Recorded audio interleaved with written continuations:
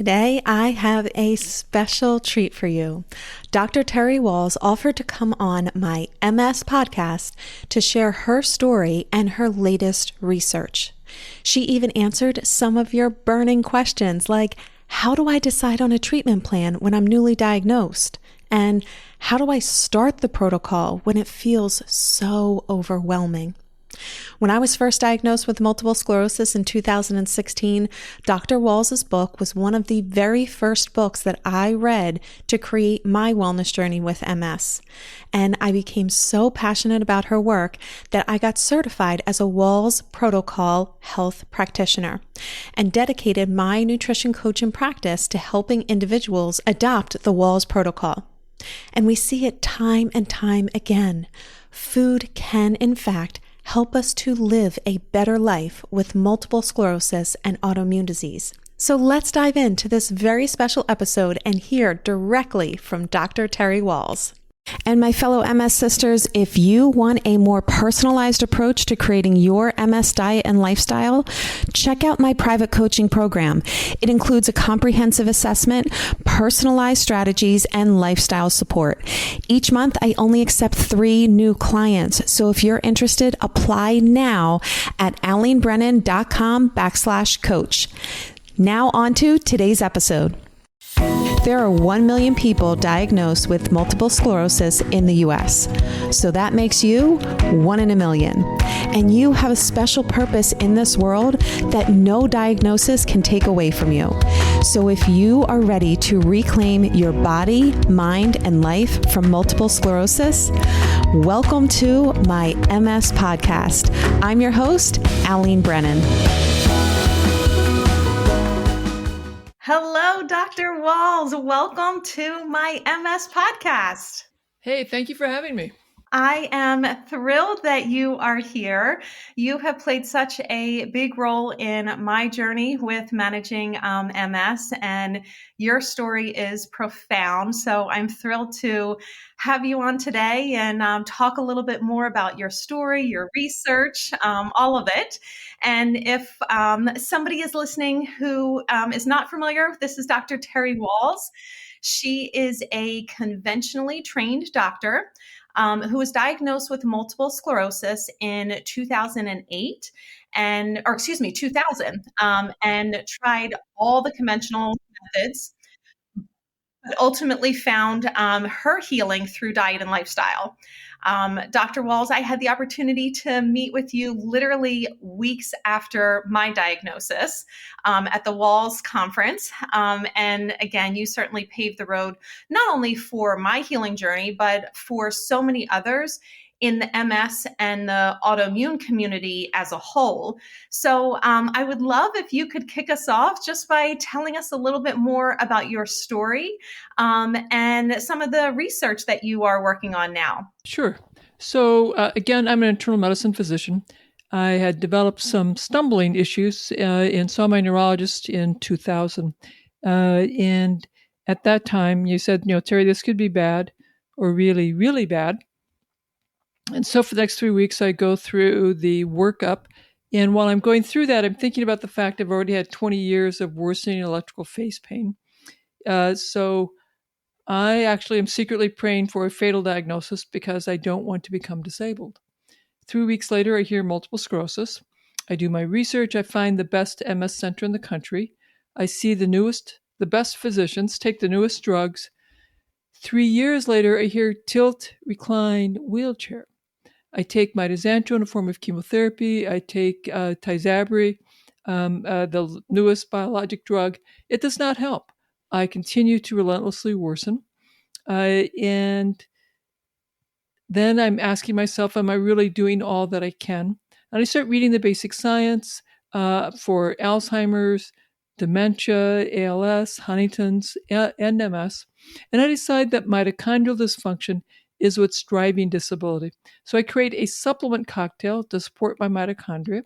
The speed of my decline slows. I'm very grateful, but I'm still declining. By the summer of 2007, I cannot sit up anymore. I'm in a zero gravity chair with my knees higher than my nose. I'm beginning to have brain fog. My face pain is relentlessly worse. I discovered a study using electrical stimulation of muscles in people who are paralyzed. I asked my physical therapist to try that, and he gives me a test session. It hurts really bad, but when it's over, I feel great. And so we add the e-stim to my physical therapy. Then I discovered the Institute for Functional Medicine. I take their course on neuroprotection. I have a longer list of supplements that I'm adding. And then I have this big aha. What if I redesign my paleo diet that I've been following for 5 years based on this long list of supplements? So I start this new way of eating December of 2007. Now at that time, again, I'm so weak I cannot sit up. I can take just a couple of steps using 2 walking sticks. I'm beginning to have brain fog. My trigeminal neuralgia is definitely more and more severe. A month after this new way of eating, I realize that my fatigue is less, my mental clarity is improving, and my physical therapist says, Terry, you're getting stronger. He advances my exercise, and I'm now doing the e-stim and the exercise twice a day, first 10 minutes twice a day, then 15, then 20, then 30 minutes twice a day. And he tells me I could do as much electrical stim and exercise as I could tolerate. And I began walking, first with 2 walking sticks, then with 1, and then with none. And then on Mother's Day, I tell Jackie I want to try riding my bike, which I've not done in 6 years. We have an emergency family meeting. She tells my 6'5", 16-year-old boy, Zach, you run alongside on the left. She tells my daughter, Zebby, who's 13, you run alongside on the right. And she'll follow. We get into position. She tells me I can start, and I bike around the block.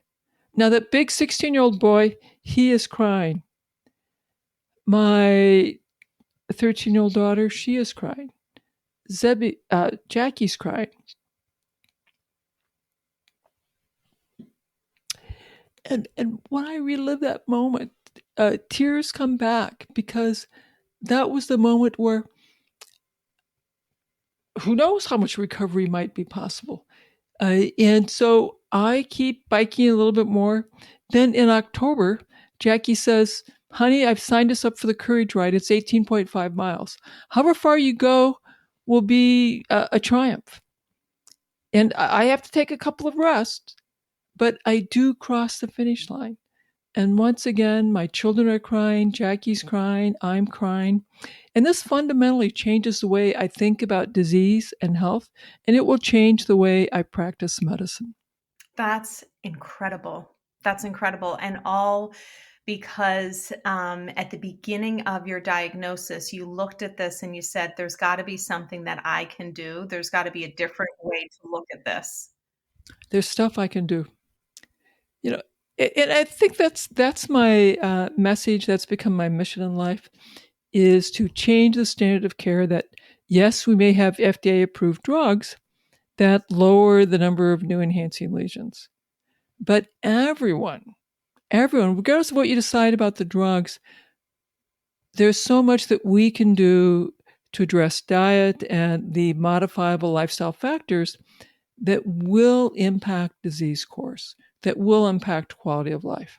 And I think that's such an important message, because I think right now because there's so much excitement around how effective diet and lifestyle can be, it's very enticing, but it also can create a little stress for somebody who's newly diagnosed. We just wrapped up a season in the podcast here for those individuals newly diagnosed. And I talking to so many people, I hear them say, like, they want to go the diet and lifestyle route, but they feel pressure from their doctor to go one way. I think, one, there's definitely the message of, like, either way you go, include food. Like, that should not be. Right. It's a clinical decision. You have to weigh your risk of disease progression, disability, the severity of symptoms you had at the beginning, and your comfort level with the list of potential side effects from the drugs. And so this is a very personal decision. I was willing to take very toxic drugs because I didn't want to become more disabled. And again, it's very personal. uh, what your risk tolerance is for the drugs, your risk tolerance is for progression. And my message in 2008 was, eat these radical things known as vegetables, improve your diet, exercise, take care of your sleep. And that was seen as false hope. I was condemned. People said terrible, terrible things about me. So I kept going where I was invited, giving my lectures, and then I started writing case report, case series. Then we started doing clinical trials. And now, 15 years later, the research is continuing to validate my point of view that diet really matters, that exercise really matters, that stress management really matters, and that everyone should be addressing what are known as the modifiable lifestyle factors. And you can have a conversation with your medical team about your comfort level with taking disease modifying drugs, and your preference for that. And your medical team will be very skilled at telling you about the pros and cons of these drugs. They may not have much skill or knowledge about diet. They may not have much skill or knowledge about stress reduction or about exercise. And then look for people who can help you. Your primary care person should be excited about diet and lifestyle factors. There are health coaches, there are nutrition professionals who want to help you with that. And the good news is more neurologists are saying, yes, I want you to take DMTs, and they're always going to say that. But more are also saying, and it's just as important to address diet and lifestyle. Yeah. And can you share, again, Dr. Wahls, you had mentioned at the beginning of this part of our conversation here, what factors somebody should be considering when they're starting their first treatment plan? Yeah. So your neurologist, your specialist will probably want to think about where the lesions are in your brain, in your spinal cord. The more lesions in the spinal cord, the greater the risk of disability, of converting to the progressive phase of the illness, of needing a cane, walker, or wheelchair. So your neurologist will probably be much more enthusiastic for you to take a disease-modifying drug treatment. They'll also probably look at how many lesions are visible in the brain, in the spinal cord, and the volume of the lesions. So again, the number of lesions and the volume of the lesions, with a higher number, higher volume, increasing the risk of converting to the progressive phase of needing a cane, walker, or wheelchair. And so certainly if you're 10 or more or spinal cord lesions, much higher risk of being in the progressive phase. And some neurologists would say if it's 5 or more, much higher risk. And the severity of disability, the severity of impairment at baseline increases the risk. What about age? Does that play a factor? Well, we know the younger you are, the more robust the immune system. So under the age of 40, we're more likely to still be having relapses where symptoms get worse, and then we recover where symptoms remit. Once we hit 40, our immune cells begin to age. That's the big word for that is immunosenescence. And then at the age of 45, we have a little more aging. And sometime between age 45 and 55, we're more likely to stop having relapses and instead just have this slow, steady worsening of function, worsening of fatigue, worsening of mental brain fog, worsening of worse gait tolerance, more difficulty standing for a long time, more difficulty walking very fast. And by the time we're 60, many neurologists are thinking that the side effects of the disease-modifying drug treatments are beginning to outweigh the benefit. Yeah, and if you look at my hair, it's turning white. So I'm in my 60s. And so many would say, in your 60s, the benefits are steadily diminishing. There's a lot of debate, however, If we take people off, are they at risk of having that decline accelerate? And we don't know. There are a couple of studies that are going on where people are randomized to stay on their drug or stop starting at age 55 and age 60. And what was so unfortunate in these studies is they never used diet or lifestyle. We wrote grants, and we're still writing grants, proposing that you put everyone on diet and lifestyle, and then you take half off and you leave half on the DMTs, and we see what happens. It's my theory that if I put people on a good diet and lifestyle, then they'll do very well coming off the DMTs. But I couldn't get anyone to fund that study, so we haven't been able to do that study. But we're still writing grants. We're still trying. Your message has always been, if you are already on a disease-modifying therapy, stay on it. Add diet and lifestyle, let everything stabilize, and then you're in a better position to talk with your neurologist about safely getting off of that if that's their desire. Correct. And we don't know how long you need to have a great response. Is it 3 years? Is it 2 years? Is it 1 year? And I'm very upfront. I don't know. My preference is you have 3 years of a great response. And then we transition you from whatever potency of your disease-modifying drug treatment. We could transition you to a drug that perhaps is less potent but has fewer side effects. And then if you do that transition goes well and you're stable for a year, then perhaps we could transition to a less frequent dose of medication, or perhaps even no medication at all. But you do this very gradually so we can see that you're doing well. Because if you stop abruptly disease-modifying drug treatments that are working well, we know that the person's at great risk to have a severe rebound. That is a severe worsening of their symptoms.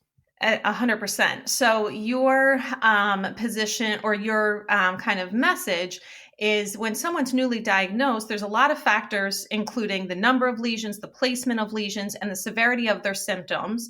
Talk with your doctor, create a plan that feels best for both of you. Either way, keep diet in there. Absolutely. Either way, diet and lifestyle. And it is a big decision because you're balancing your fear of progression versus your fear of the drug. Neither one of those are good things. Progression's pretty terrible. The drugs do have some significant risks. It is not straightforward. Listen to your heart, talk to your family, talk to your doc, and realize that you're going to pick a choice and then pay attention to how it goes. Yep.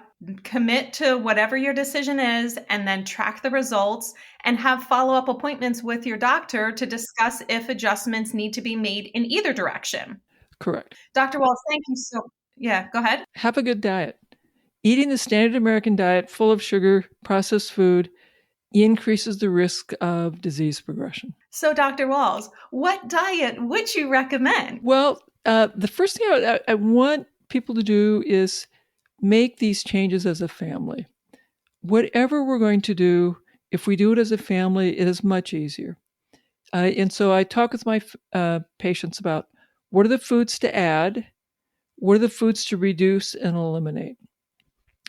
And if we look at the research, the diets with the highest efficacy, that is the largest reduction in fatigue, largest improvement in quality of life, it's the modified paleo diet, also known as the Wahls diet.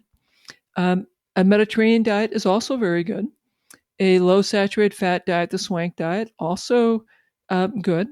Those three diets are helpful for fatigue, with the Wahls diet being about 50% more effective than Mediterranean or the Swank diet, low-fat diet. For quality of life, the modified paleo diet was twice as effective as the Mediterranean diet. However, I also look at the medical comorbidities. Is the person severely overweight? Do they have diabetes, type 2 diabetes, insulin resistance? I might recommend a ketogenic diet. I might recommend intermittent fasting. But most importantly, we have a conversation about what diet plans are they interested in? What do they think they and their family could do? And then, we talk about the other modifiable lifestyle factors. And some people are ready, they get my book, they're ready to do everything all at once. They're all in. They can do a lot of things. Others are like, and so what I like to do with my patients is ask, what did you learn? And what are you going to do? And what they taught me was I have to speak a little more plainly. So I've gotten much better at that. And that some people are ready for a big, complicated plan, and others are like, that's too hard. But what I could do is, instead of having 3 Cokes a day, I'll have 1. And so we sort out how big is the next step that they could take. And for some, it's a very small next step because I want them to be successful. And this is where a conversation with your family, what are the foods we're going to add? What are we going to reduce? What are we going to eliminate together as a family? And I acknowledge that if Joe or Jane is the patient and they've decided that they want to exclude these foods, but the other rest members of the family want to keep eating some foods, you can agree that we won't do it in front of Jane. We'll go out with some friends to have the pizza and beer and the chocolate cake, while Jane is having her friends in for the kind of meal that she wants to have. So you can still eat what you want and enjoy, but you'll do it in a way that is supportive for the patient who's the person who's the person who's perhaps decided to do the paleo diet, or maybe decided to do the keto diet, or maybe decided to do an intermittent fasting diet. So there are several diets that you could consider. But again, if you can do this as a family, you'll be much more successful. It makes all the difference in the world. It shouldn't be a showstopper if they're not willing to be on board. Still do your thing. However, if you can get everybody on board, it does make it so much easier. It makes it so much easier. Occasionally we end up having to send people to family counseling because it's hard for them to talk about this. And having a neutral third party to negotiate, like, okay, I love you, Alene, but I really like my pizza and beer, so we have to figure out a way that we can help you, but I get to have my pizza and beer at the frequency that matters to me. Usually, adults can sort that out. Sometimes we need to have a family counselor help with that conversation. And sometimes when that doesn't work, what's really going on is that Alene and I are so pissed off at each other that we have to fix the relationship first. We need some family counseling so that I can forgive Alene for whatever it is I had to forgive her, and Alene can forgive me for whatever it is she has to forgive me. And then now we can come up with a solution that works for both of us. And occasionally that happens, that there's some deep wounds that have to get resolved before we can make that forward progress. And I also appreciate your comment about it's okay if you have to start gradually. It's perfectly fine. And this is where intermittent fasting sometimes is the way to go, because you know what? I can't give up the favorite foods. The family's not going to give up the favorite foods, but I could do a 2 days a week, severe calorie restriction 2 days a week. I could do that. And that would be, for some people, a much easier intervention than following a paleo diet or a Mediterranean diet, because everyone gets to keep eating what they want. I just have to agree to be hungry 2 days a week, which, by the way, is okay for a while. Being hungry is something that we all deeply biologically resist. So over time, that does get to be harder. Tell us what that means, though. Like, what does that look like practically when you're talking about the 2 days a week? So let's say on Tuesday and Friday, I'm going to have a salad with perhaps salmon one day and a salad with chicken the other day. And that's all I'm going to eat, one meal with my big salad.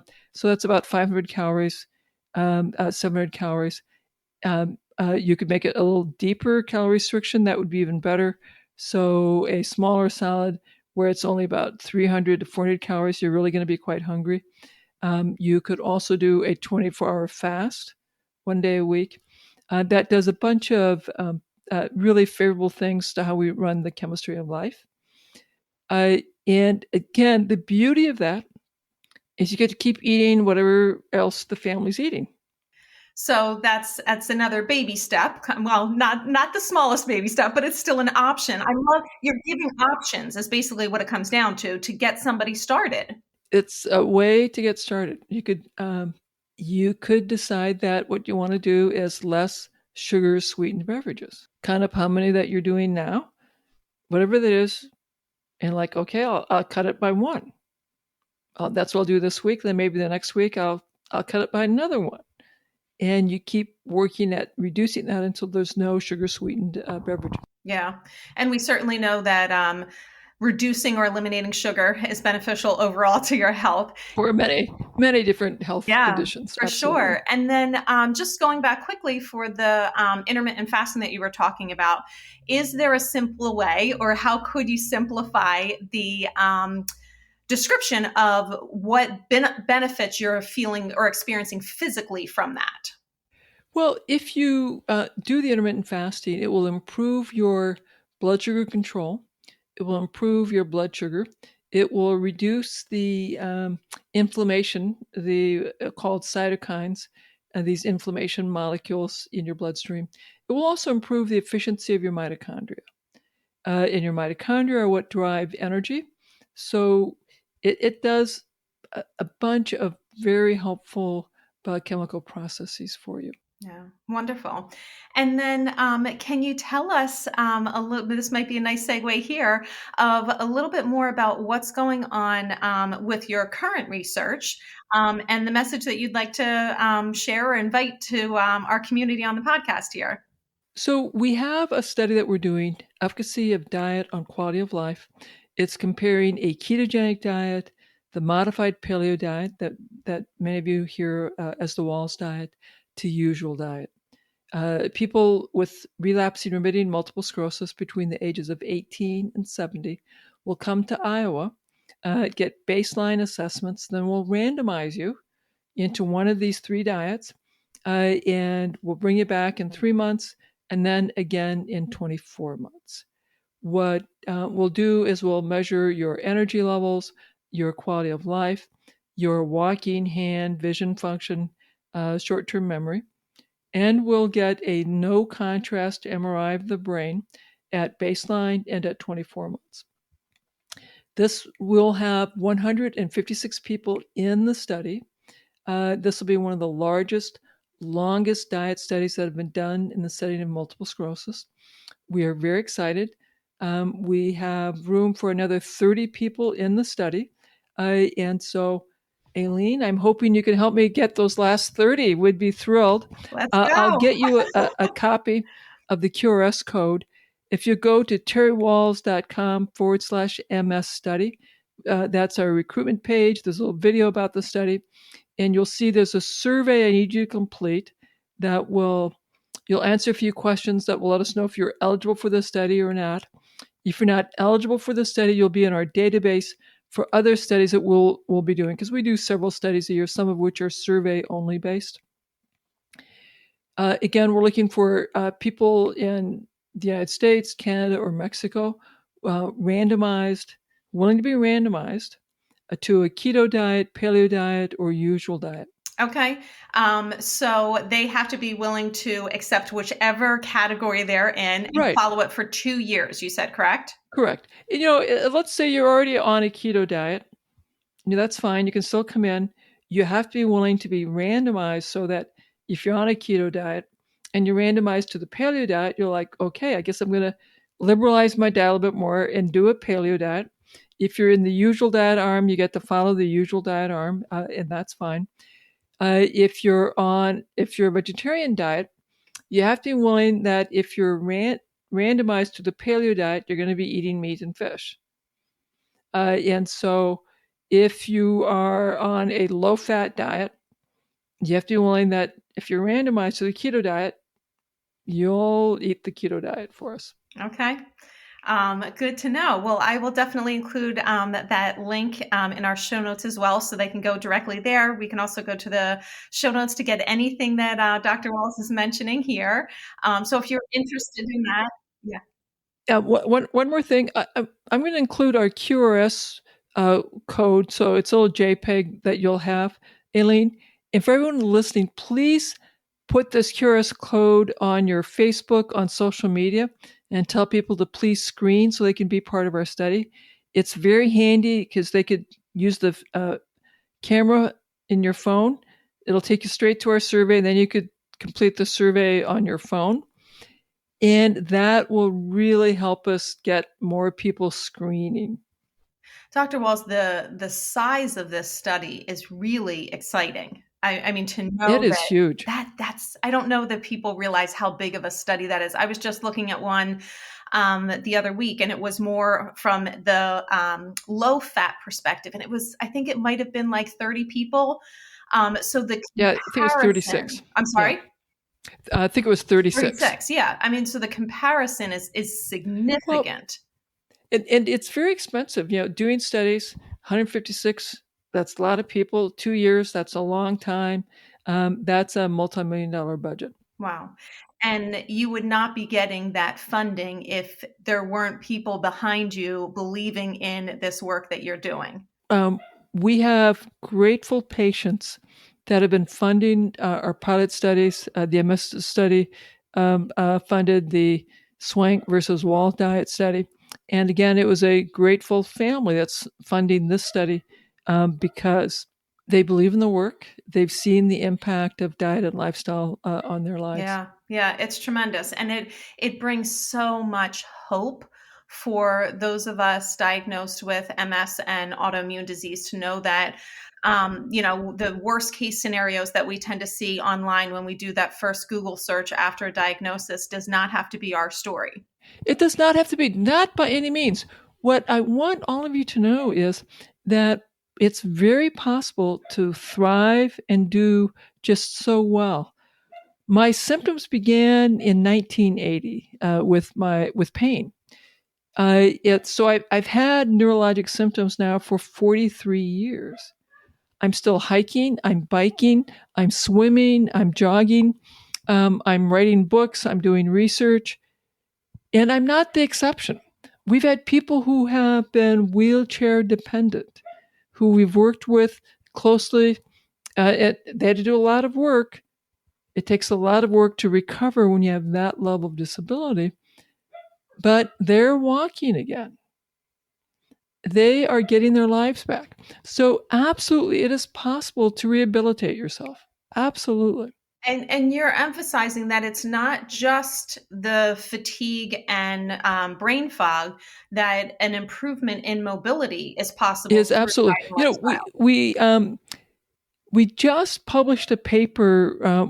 We did something called a secondary data analysis of data from our Swank versus Wahls diet study. And we looked at the 25-foot walk test, the 9-hole pegboard, and the symbol digit modalities. So those are a measure of walking speed, of hand coordination, and of working memory. It's like the RAM in your computer. And we're able to show that compared to the observation period where things, of course, did not get better, and then they got randomized to Swank or Wahls, that the walking speed did not change, but hand coordination improved and working memory improved. This was the first time we were able to show that by changing the diet, we could reduce measured functional disability. That is, we could improve hand function and working memory. And we also saw when we looked at that data, that in the Wahls group, walking endurance, that is how far they could walk in 6 minutes, also significantly improved. Wow. Imagine what happens if you improve your diet and you also exercise. I'm so glad you said that. That's actually just exactly where I was going to go, of how it can start with changing the food on your plate.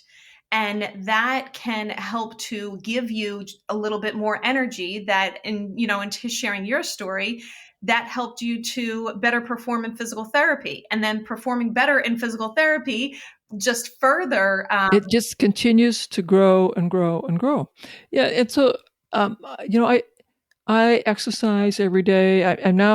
I'm committed to strength training 3 days a week. Today was my strength training day. Tomorrow I'll either swim or I'll do Nordic walking. Again, work on your modifiable lifestyle factors at the pace that you and your family can manage. And those factors being exercise, sleep, stress, what do you consider those to be? Get outside, get out some daylight. We're tuned into vitamin D to be very, very beneficial. But interestingly enough, if you take supplements, that's not as effective as we anticipated. In my clinical practice, I tell people take vitamin D plus vitamin K, plus get a tan. Go outside, don't get a sunburn, but get a tan. And preferably go out in the morning so you can get daylight in the morning, because that'll help you sleep better at night. Try and get 7 to 9 hours of sleep at night. Move every day. Walking is really great. If you can jog or Nordic track or bike or swim, that is good. When you can start doing vertical jumps or vibration plate therapy, that is super good for your skeleton. And then cognitive training. Learn stuff. Read books. Do puzzles. Learn new motor skills. It could be crocheting, macrame, knitting. It could be playing chess. It could be learning a new language. It could be telling stories, recalling and telling family stories. There are so many things that we can be doing to enrich our lives and rebuilding those connections in our brain. Absolutely. And in the process of doing them, you're also reducing stress because you're doing something that brings you joy. And then if you do it with someone else, you're getting the social connection as well. So. Absolutely. This summer and fall, Jackie and I started going to ballroom dancing. It's like, oh my goodness, that was so much fun. And we're learning these new dance moves. You go from partner to partner. It's a nice moderate intensity aerobic exercise. And for me, at times, high intensity is because I'm like, okay, this is hard enough that I really can't be talking to my partners. So that makes it a high intensity exercise. This was great. Oh my goodness. So much fun. You're feeling better. You're enjoying life more. You're spending time with your loved ones. Like, it's incredible. It's incredible. Absolutely. Absolutely. Well, thank you so much. I do have a few just final questions, and then certainly if there's anything else that you wanted to share, I wanted to see if you could just set the record straight on a few questions that tend to come up from our community. They're all simple ones, but we want to hear directly from you. The first one I know you'll smile at because you get it all the time. The 9 cups. Dr. Wahls, please set the record straight. Are they measured, cooked, or raw? I've heard you answer this before. You answer it directly, and then you say, but you're also kind of missing the point. So please share. The whole reason that we had 9 cups is I didn't want people to be hungry. Because if you're hungry, you make a bad choice. So I want you to have plenty of protein. So for the protein, look at my hand. You should have 2 palm-sized servings of meat, fish, or poultry. Or if you're a vegetarian, then it's going to be, beans and rice. And then greens, sulfur in the cabbage, onion, mushroom family vegetables, and color, equally between the greens, the sulfur, and the color. 3 platefuls. So if you're a big guy, and mostly I had vets, they were big men, I want them to have 3 plates of vegetables plus their meat before they ate anything else. And they were like, 3 plates, is that per month or per week? And I go, no, that's per day. And they'd get a big chuckle out of that. Now, Alene, you're much smaller than I am. You're probably not going to be able to get 9 cups in. So maybe it's 4 to 6 cups for you. And so I have some very petite people, it's going to be 4 cups. The goal is non-starchy vegetables, green, sulfur color. Don't stuff yourself. Eat 2 palm-sized servings of meat. And I didn't want you to be hungry. That's why I had the 9 cups in. Plus, I needed a message that people could remember when I only got to have them with my VA clinical practice to 2 to 5 minutes. So I have a very fast, easily digested message. So don't obsess over the measuring cups. Don't Get obsess. the balance on the plate. And eat till you're feeling full, not stuffed, but don't obsess. Yeah, don't obsess. Then I worry about people, and I think, oh my God, you are being a accountant with your food. This is going to end up with an eating disorder. No. That was never the intent. Yeah, wonderful.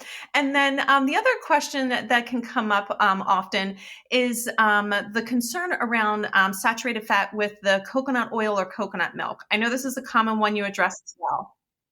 Yeah. So if you're using coconut milk, you may be increasing your, and coconut fat, you may be increasing your cholesterol. So I want everyone to get your cholesterol. And if your cholesterol is quite high, then I don't want you using a lot of saturated fat. I don't want you using a lot of coconut oil. And if you want to follow a low saturated fat diet, by all means do so. You can still have chicken, poultry, lean, grass-fed, grass-finished meats. You could boil, bake, broil, simmer in broth, and pour lots of olive oil over your food afterwards. And we have plenty of people in my clinical practice that we put on a low saturated fat diet. You can certainly do that. And we have some folks who really, and I love the taste of coconut milk and making coconut curries. But if I do that every day, my cholesterol is going to go up. So I'll do that occasionally. And I use lots of olive oil and pestos after I've cooked my meat and my vegetables. Wonderful. Thank you for sharing that. And I'm extra hungry now hearing that. Well, you certainly have given us such a wealth of knowledge beyond everything that you've already shared in your books. I appreciate all the detail that you have gone in today. Is there anything that we haven't covered that you wanted to share with our audience here? Yeah, a couple more things to tell people. Please go to my website, terrywahls.com.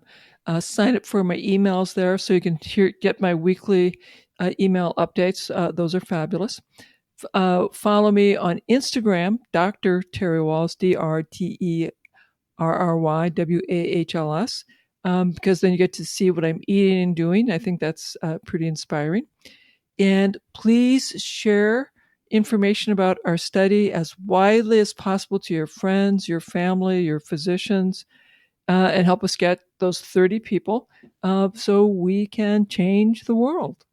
Fantastic. It is so exciting to be part of this journey with you. I know as I said, I'm incredibly grateful for the work that you have done and the leader that you have been for our community here.